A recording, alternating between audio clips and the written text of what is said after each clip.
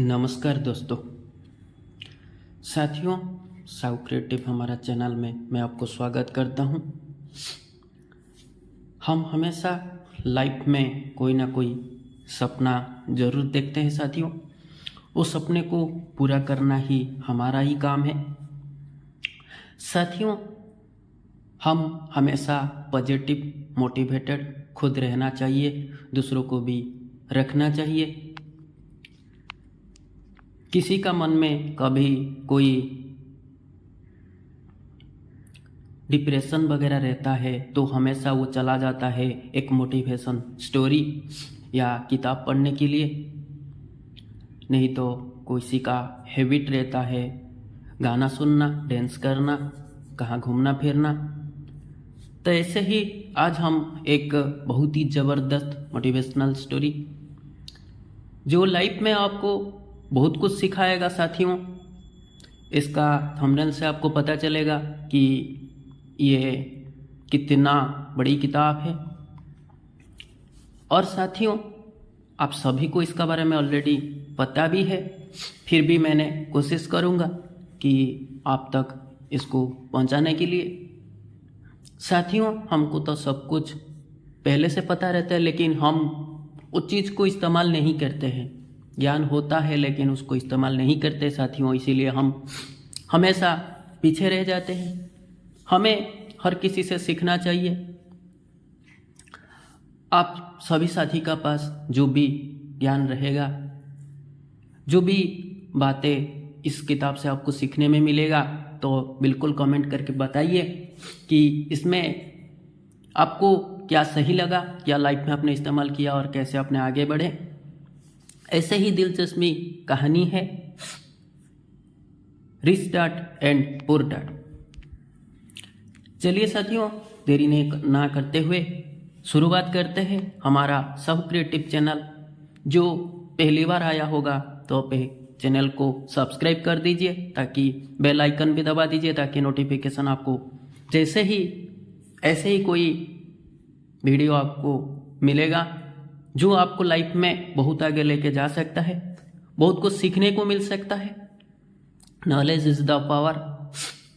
साथियों, चलिए हम सभी साथी जिसका इंतज़ार कर रहे थे वो पल आ चुका है और हम शुरुआत करते हैं rich dad and poor dad का वो ज़बरदस्त लाइफ चेंजिंग वाला story, rich dad and poor dad.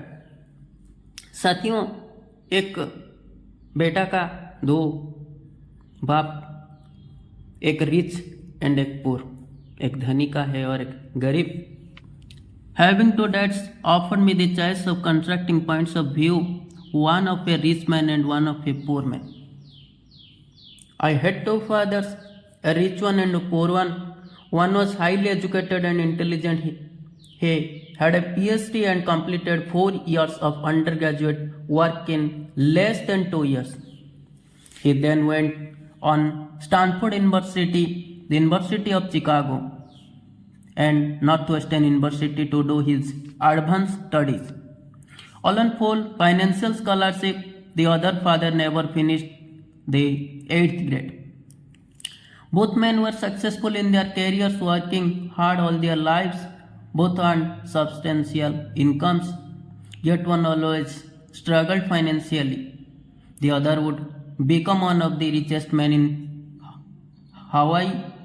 One died leaving tens of millions of dollars to his family, charity, and his church. The other left bills to be paid when he died. Both men were strong and influential. Both men offered me advice, but they did not advise the same things. Both men believed strongly in education, but did not recommend the same course of study. If I had only one dad, I would have had to accept or reject his advice. Having two dads offered me the choice of constructing points of view, one of a rich man and one of a poor man. Instead of simply accepting or rejecting one of the other, I found myself thinking one more comparing and then choosing for myself. The problem was that the rich man was not rich yet and the poor man was not yet poor.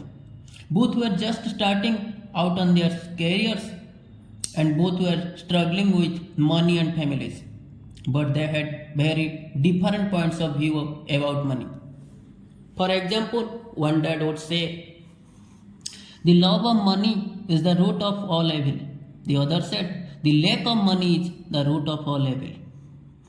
As a young boy, having two strong fathers, both influencing me was difficult.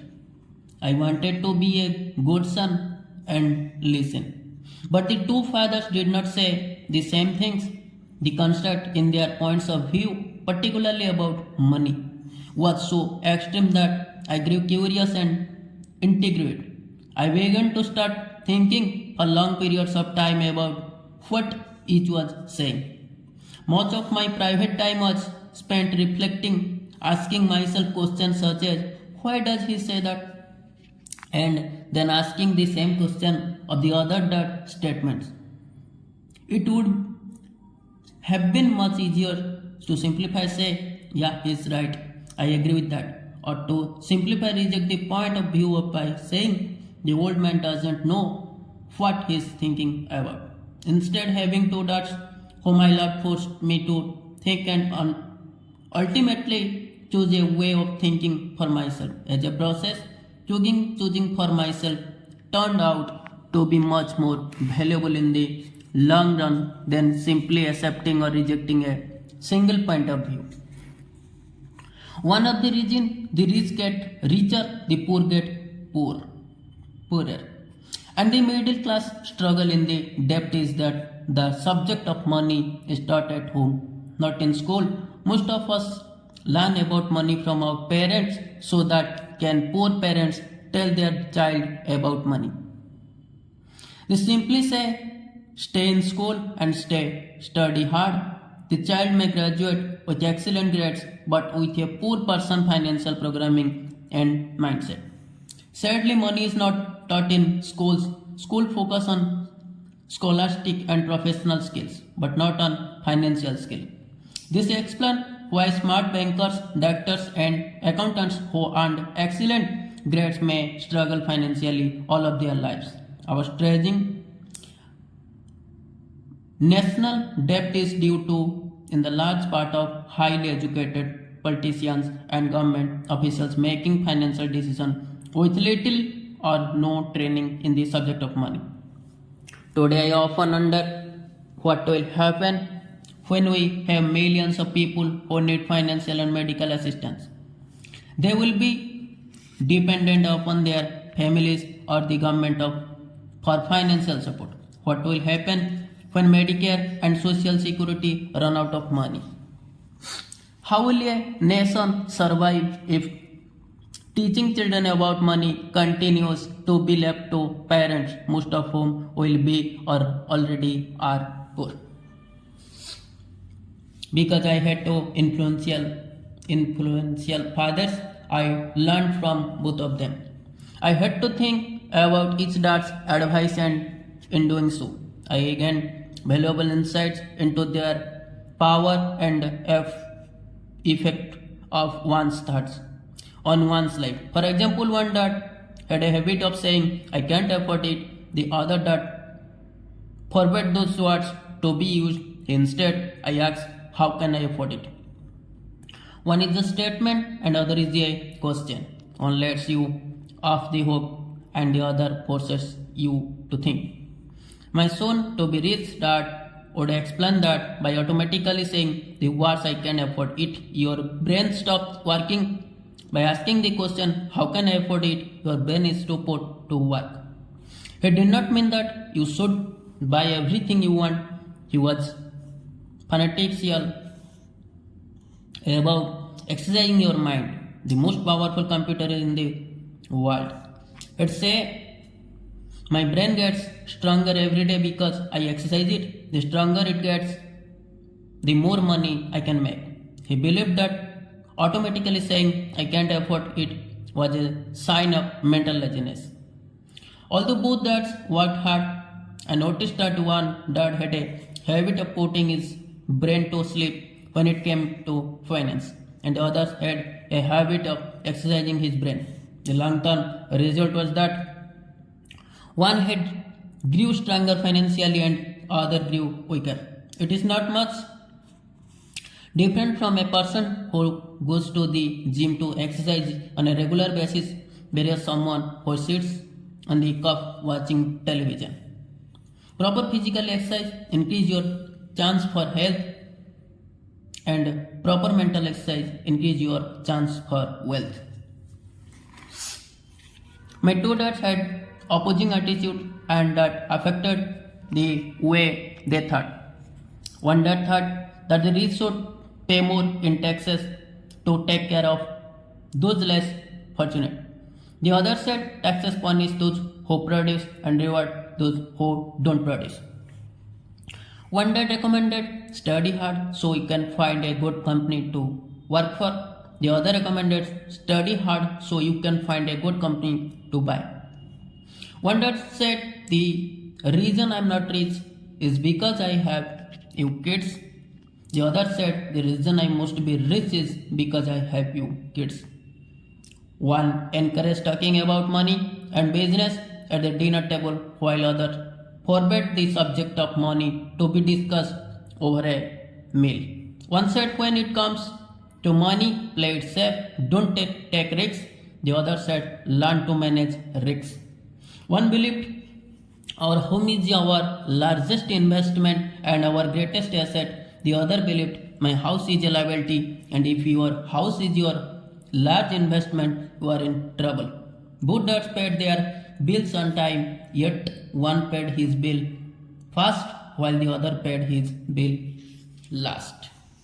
One dad believed in a company or the government taking care of you and your needs.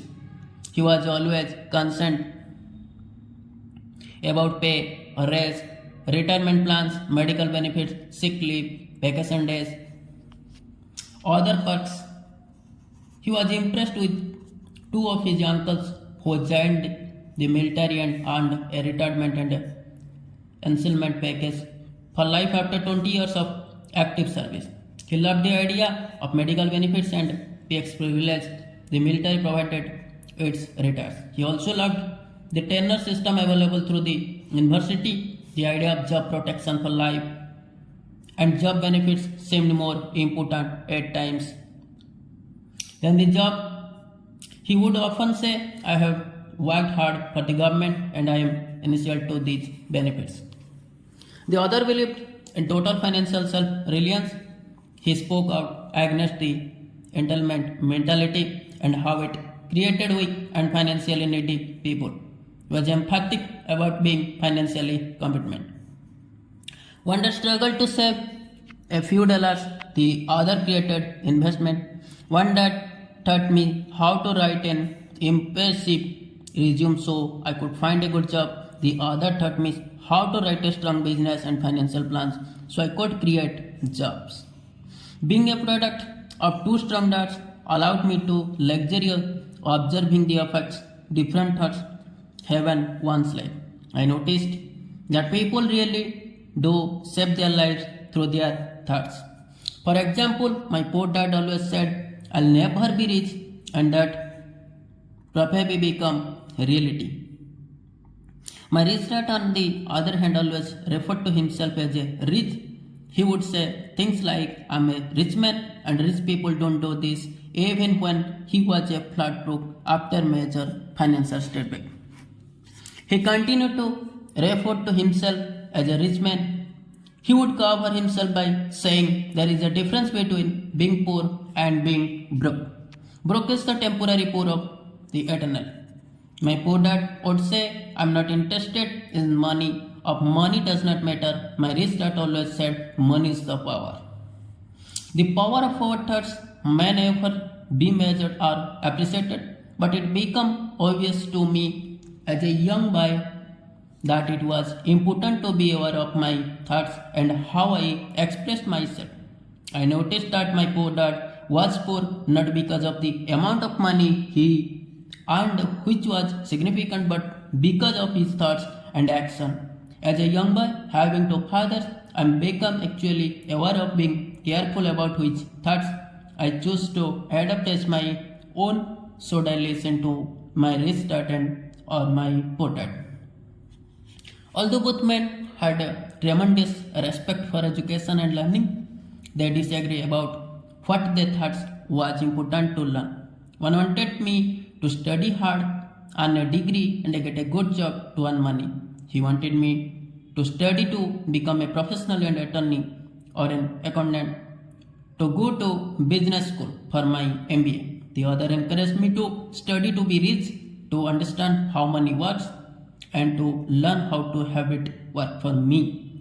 I don't work for money, were words he would repeat over and over. Money works for me. At the age of 9, I decided to listen to and learn from my rich dad about money. In doing so, I chose not to listen to my poor dad, even though he was one with all the college degrees. A lesson from Robert Frost. Robert Frost is the favorite poet. Although I love many of the poems, my favorite is the Road Not Taken. I use it lesson almost daily. The road not taken, two roads diverged in a yellow wood, and sorry, I could not travel both. And be one traveler, long I stood and looked down one as far as I could, to where it bent in the undergrowth, then took the other edge just as a pair, and having perhaps the better climb because it was grassy and wanted way. Through forward that the passing there had warmed them really about the same, and both that morning equally lay in lips, so no step had turned back. Oh, I kept the first for another day, yet knowing how I was led to onto way, I doubted if I should ever come back. I shall be telling this with a sigh.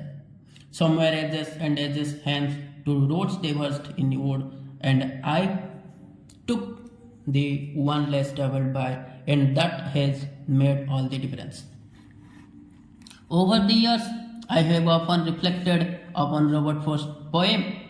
Choosing not to listen to my highly educated dad's advice and attitude about money was a painful decision, but it was a decision that shaped the rest of my life. Once I made up my mind about whom to listen to, my education about money began. My rich dad taught me over a period of 30 years until I was 39 years old. He stopped once we realized that I knew and fully understood what he had been trying to drum into my often thick skull. Money is the one form of power, but what is more powerful is financial education. Money comes and goes, but if you have the education about how money works, you gain power over it and begin building wealth. The reason positive thinking alone does not work is because most people went to school and never learned how money works, so they spend their lives working for money. Because I was only 9 years old when I started, the lessons my rich dad taught me were simple, and when it was all said and done, there were only 6 main lessons repeated over 30 years. This book is about those 6 lessons put as simply as possible, just as simply as my rich dad put forth those lessons to me. The lessons are meant not to be answer, but guide points that will assist you, your children, and your family to grow wealthier too, no matter what happens in the world of increasing change and uncertainty. साथियों, 6 lesson है जो rich dad and poor dad में हमें सीखने को मिलेगा, लेकिन आपको नेक्स्ट वीडियो के लिए इंतज़ार करना पड़ेगा। जो पहली बार आया है चैनल को सब्सक्राइब कर दीजिए और बेल आइकन दबा दीजिए, अपना साथी से शेयर करिए जो बातें हमें यहाँ पे सीखने को मिला है। हिंदी हमारा राष्ट्रभाषा हो सकता है, लेकिन हर जगह में इंग्लिश का यूटिलाइजेशन है, और जो ये इंग्लिश ब्रिटिश लैंग्वेज होने के साथ साथ इसका डिमांड भी बढ़ा है। तो सभी साथी सारे भाषा सीखना जरूरी है, समझना जरूरी है, तभी सारे के सारे ज्ञान रखेंगे तभी हम आगे बढ़ सकते हैं। तो फिर मिलते हैं, जो ये 6 लेसन है एक एक करके हम एक एक वीडियो में सीखने के लिए प्रयास करेंगे। तो प्रभु जगन्नाथ जी का कृपा आपका ऊपर हमेशा रहे, आपका जीवन सफल हो, घर परिवार के साथ हमेशा खुश रहिए, दुख दारिद्र्य में हमेशा सहायता करना में आप जुट जाए, हमेशा खुद मुस्कुराते रहिए, दूसरों को मुस्कुराने का सुযোগ दीजिए, आपका पास जो अपॉर्चुनिटी है दूसरों को दीजिए, सभी साथ में मिलकर आगे बढ़ेंगे। जय Jagannath. Thank you so much.